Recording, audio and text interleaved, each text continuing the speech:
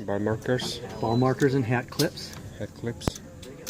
Divot tools to fix your pitch mark on the green.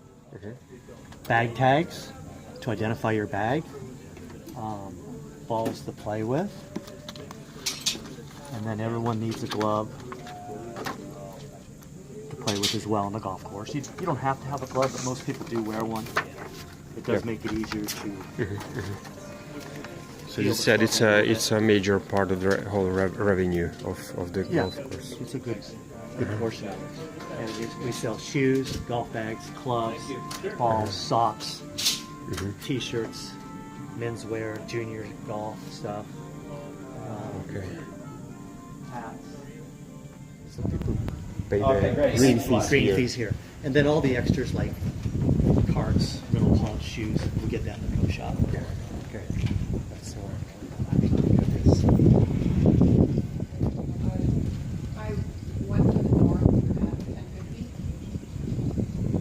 Tournaments.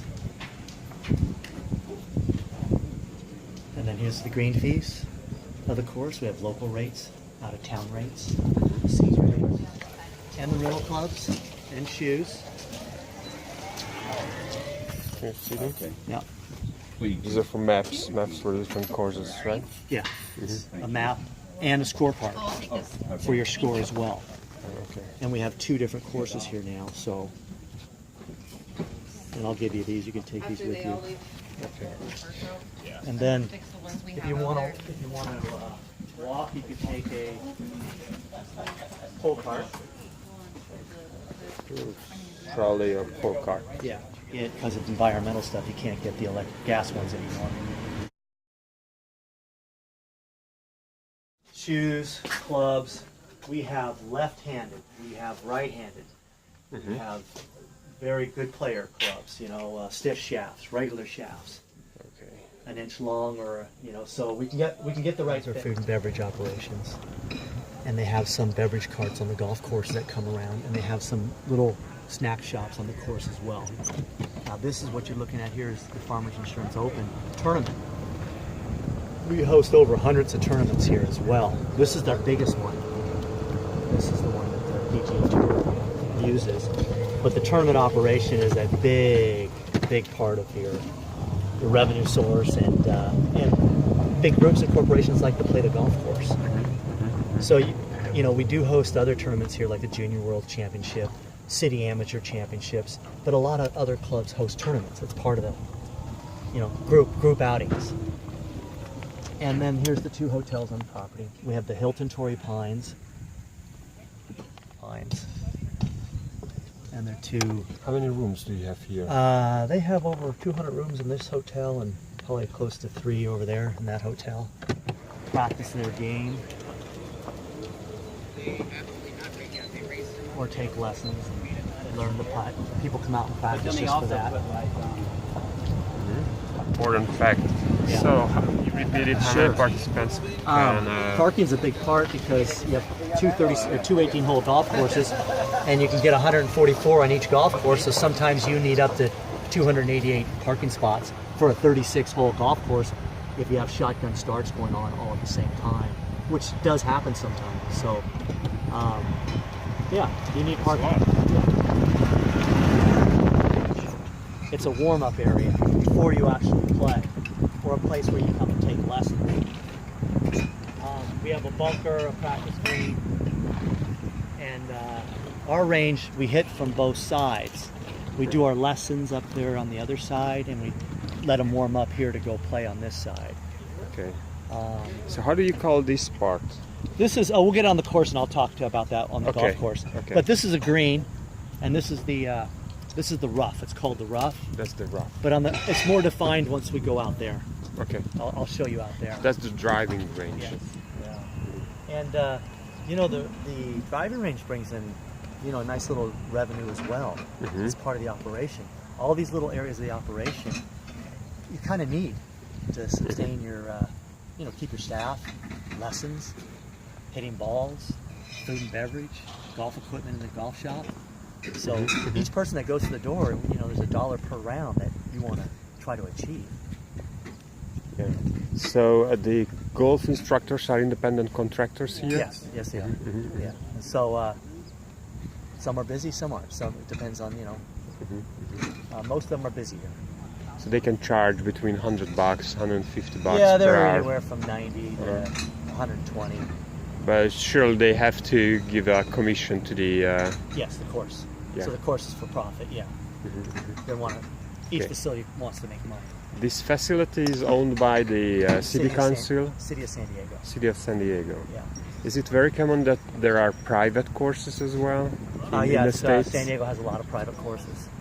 La Jolla Country Club, Rancho Santa Fe Farms, the Grand Del Mar, which are close by, and you know those can only be used by the members. You have smaller tournament, just like you said, a farmer insurance? Yeah, we have the big tournaments, Uh-huh. and then we have small tournaments of 10 people, 16 people. The largest one, the U.S. Open, Yes, right? yeah, and we got that coming back in 2021. The U.S. Open. Yeah, and that is a big ticket sales for them. Huge. Probably one of the biggest golf tournaments in the world. Okay. You know, you get the top best players. Yeah, and they... Even from Europe, all over the world, they can join and participate, or Anybody only... can try to play in the Open. There's qualifiers all over the world and rankings, and it's open to anybody. But you got to be pretty darn good. That if someone is disabled or their legs don't work properly, they can use this golf cart. Yeah, So that's the ADA. Yeah, they're very cool. this is for someone that that wouldn't be able to stand up, but they could still play. Okay, I teach some people that actually do that. So it's according to the California laws. California law, so You have to have these. we have to have one or two of these Okay. per course, and we do, and I use them quite often, and it gives them a chance to play the golf course. They can use all the hand gadgets here to get around the golf course. The lessons up here, a separate area, and it is a revenue source for the club as well, but a nice little service for the people playing the guides on our driving range, trying to achieve maximum revenue. Lessons on one side and the public on the other. Okay. Yeah, we don't have a whole lot of space, so you try to use what you have. Got it. Working carts. So that's the maintenance area. That's a huge area Big as well. operation. It's for And two a big golf operation, yes. How many people working here? The stuff is courses. I think like they got like 40 people in the maintenance for 36. different chemicals for the Yeah, you got fertilizer, pesticides. fertilizer. And you have to do it all according to the law. No dumping or waste, and so they have areas where they have to clean the mowers. This right here is a place where they clean, and it's filtered through this process. It's just not dumped in the canyons, okay? Yeah. So this is a costly operation, but when all the grease, grime, or nothing goes off into the environment on the golf course, it's cleaned. Everything is cleaned and environmentally Recycled, safe. maybe? Yeah. If a thunderstorm or lightning's coming in or something like that, So it's your own weather station. we have our own weather station. Okay. Cool. So you can warn the players? Yeah, or... you have to close the golf course if lightning's coming in. You have to get people off. Yeah.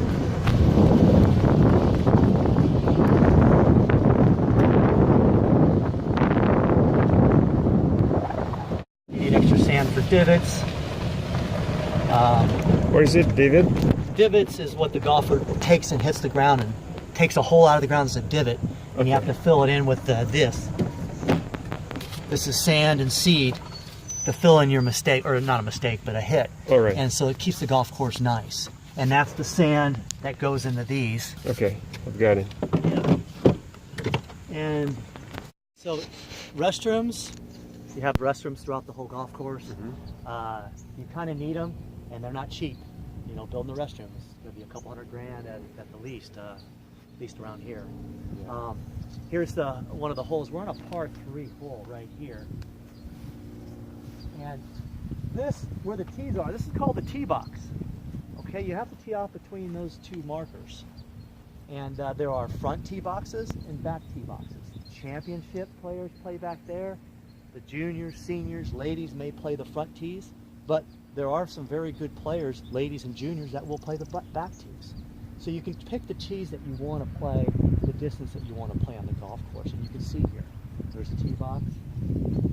There's a front tee box as well, a mid tee box. And then you have some back tee boxes. And they're different color coded. You know, normally it's red, white, and blue. Red front, white center, and blue championship. We have a few extras because we have juniors out here, junior golfers as well. Spread this out, and it's maintenance work that you need to do, otherwise your golf course will go in bad condition. So if you don't replace these divots or clean them up after a day's work, the golf course will start looking tired and old and wore out. And so our maintenance crew comes in every day and cleans up the divots. They're called divots, D-I-V-O-T-S. Divots. Yeah. And so they move these around daily, and then when this box gets used up too much, they'll use another box. They'll move the tee boxes to keep it always in good prime condition. That's to repair all the mowers and stuff. We have a cart mechanic specifically to work on our fleet, keep it in good shape. Great. Water in the batteries, air in the tires, suspension intact.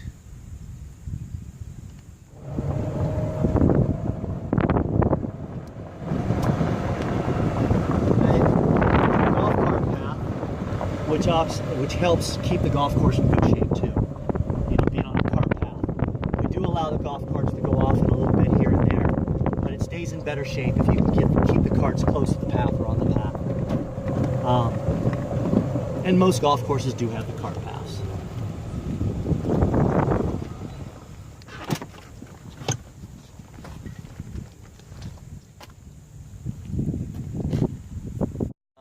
Some people refer to them as sand traps, but that's not the right terminology.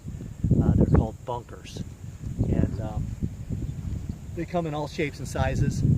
And obviously they have to drain. So inside those bunkers there's drainage. So when it rains, they don't just wash all the sands out, it stays in. And, right. And there's maintenance of keeping new sand in there all the time.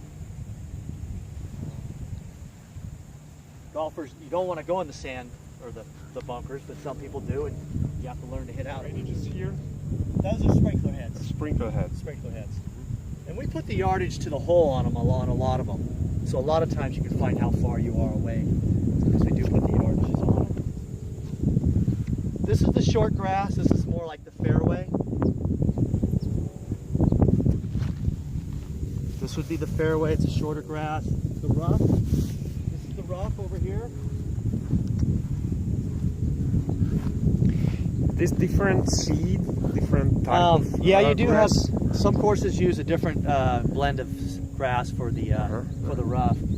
Our fairways here at Torrey Pines are kikuyu grass fairways, and we have poana greens on the south, bent grass greens on the north, but our fairways are kikuyu and Bermuda mixed, and they're overseeded in the wintertime with an annual ryegrass. Okay. And you have to do that every year to keep the golf course nice and green. Some places never overseed or don't do anything, and that's fine. If you're in the right environment, you can do that. This is the putting green. So it's the fairway and the putting green? Yes. Okay. This is kind of the fringe and then the fairway. But this one is artificial, Yeah. isn't it? Now when the ball lands, when the ball comes down and lands, it makes a hole in the ground, the green. Here's one right here. This is what happens when the ball hits the green. And so what the golfers are supposed to do, they're responsible for coming in here and fixing their ball mark. Okay. Everyone's supposed to do that. This person must have forgotten. And so did this person right here. But if you don't fix these, then the greens don't stay nice and flat. You can see when you repair it, it's just like new. But can you see where all these holes have been hit? Because this is what happens when the ball lands on the green. It starts, and so if you don't repair the ball marks, they won't go away. These will grow back in a few days, these ball marks. So fixing ball marks It's like kind of policy or policy, yes. or Etiquette, policy, etiquette. and part of the rules. Golfer etiquette. Yeah, golfer etiquette. And replacing your divots. When you hit a shot and you take a big chunk of grass out, you should replace your divot. You want to leave the golf course the same way as it was when you started. Unique. This golf course was recently designed by Tom Weiskopf. And the South Golf Course was designed by Reese Jones as of late. And so you have master architects that design the golf courses, and sometimes you can design it yourself.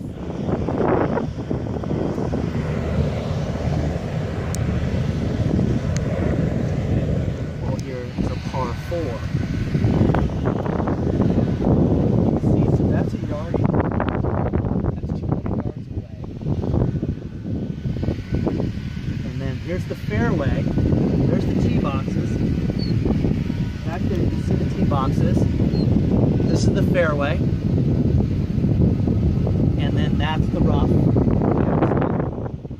All par 5s on every 9 holes. 2 par 3s on every 9 holes. And then the rest of them par 4s. Now, that doesn't have to hold true. You can have a par 71 instead of a par 72. You could have 3 par 5s if you wanted to.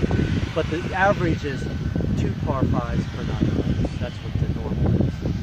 And then you have short courses, par 3 courses, where all the holes are short. Someone that's learning the game or something like that.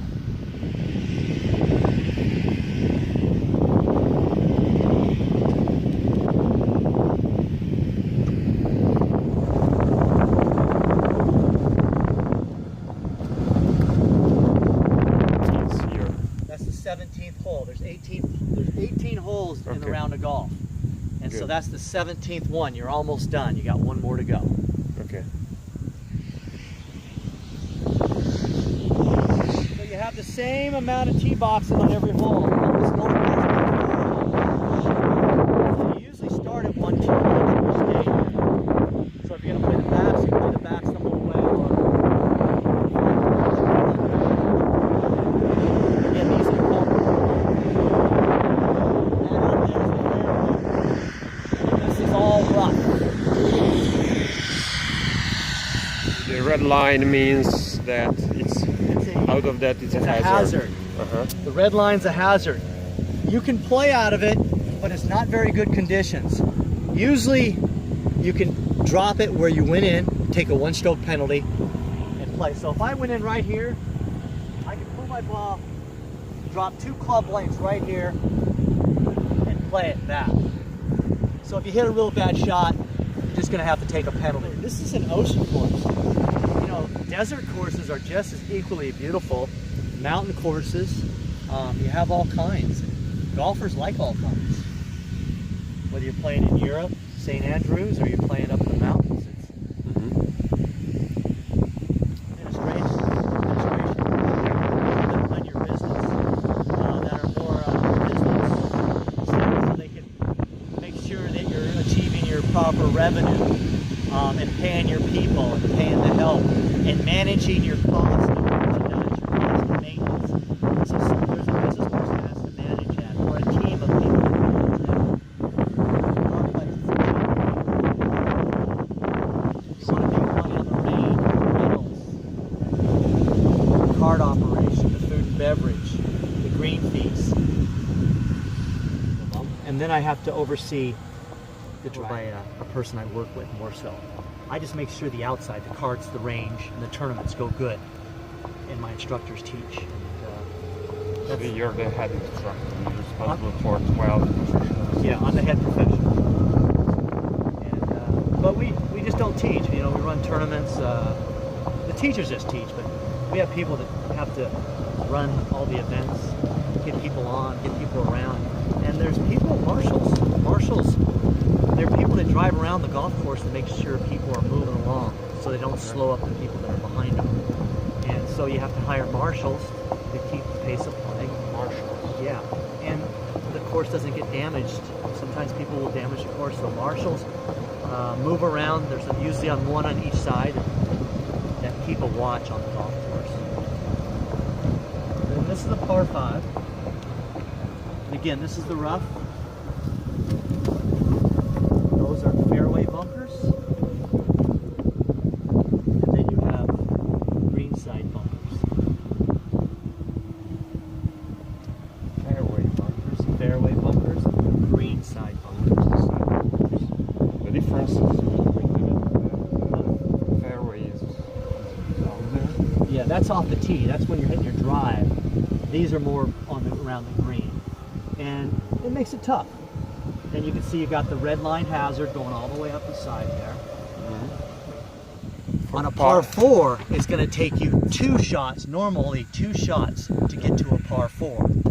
And then you get 2 putts, that makes it a par 4. A par 5, it's going to take 3 shots to get to a par 5. I see. And then take you 2 putts. That's based on a good player or a professional. Doesn't mean everyone's going to do that. Some people might take 5 shots to get to the hole. But that's what that means. Par 3, hopefully you get there in 1 shot. Par 4, hopefully you get there in 2 shots. Par 5, hopefully you get there in 3 shots. Now there are par 6s. They do have par 6s. They're rare, but they do have them. And the golf courses you'll notice that there's rakes on the golf course. When you hit out of the bunkers, you're supposed to rake up the area that you disturb. That way it leaves it nice for the next person. He doesn't get in a footprint or something like that that's hitting out of. Small lakes. We don't have any water hazards. On the 18th hole we do, on the south course. That one where I showed you the very first, that's the only water we have besides the Pacific Ocean. Okay. Once you hit it, no way to get it back.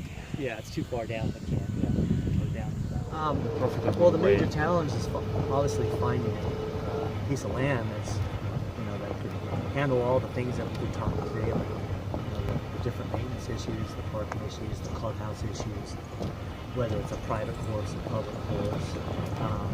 But maintaining the revenue and paying for your land, paying your rent, you have to have a revenue stream. And golf courses, the revenue streams are going to be the green fee, the food and beverage, the bar, driving range, golf shop, rental carts, rental clubs. Lodging. Yeah, lodging. So you have to obviously get a revenue stream. If you don't have a revenue stream, it's not going to be sustainable. And then you have to have a good reputation. You have marketing. You got to let people know that you have a golf course, and it might be out of the way. People might not know where it's at. So you have to advertise. And starting a golf course is very difficult to do. Most people will buy one and try to start from there versus trying to build one up from.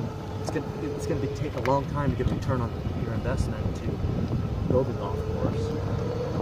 But if you do it right, you got the right area. Some golf courses can be very profitable. I think this is the right area. Yeah, it's a good here. Yeah. Most definitely, it's a gorgeous place. So I want to try it. Maybe I come back.